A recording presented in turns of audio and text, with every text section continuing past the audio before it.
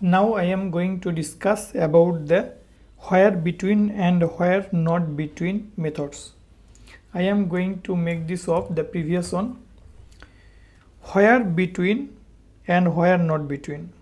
These methods are used actually to add the conditions to your queries based on a range of values.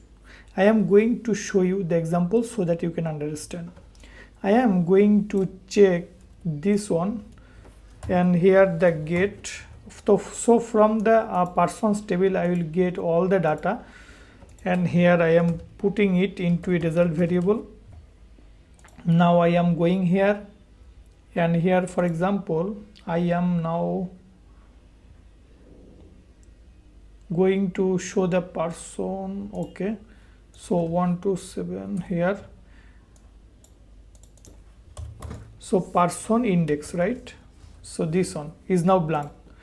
Now I am going to show the result here like this. So it is showing all the data, it is working. Okay, now whereBetween I will apply here.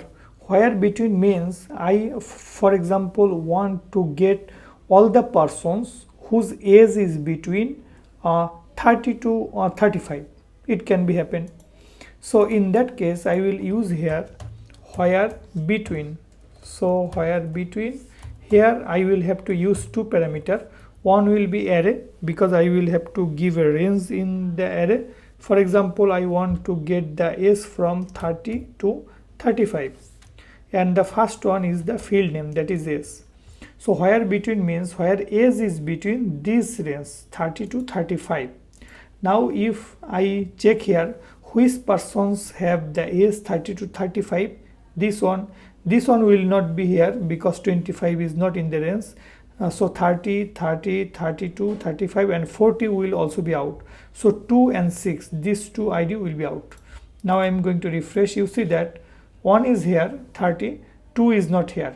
Here comes the ID 3, here 32, 35 and 6 is also out here. So I hope you have understood how I use here whereBetween. The similar case I can use, that is whereNotBetween. whereNotBetween, this is just the reverse. Reverse means it will take all the ages that is not into this range. The previous one was I want to get the persons who are in whose age is into this range, and here NotBetween means whose age is not into this range.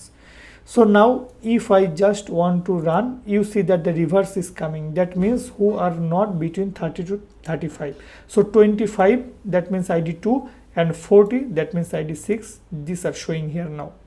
So I hope you have understood how to work with the whereBetween and whereNotBetween methods.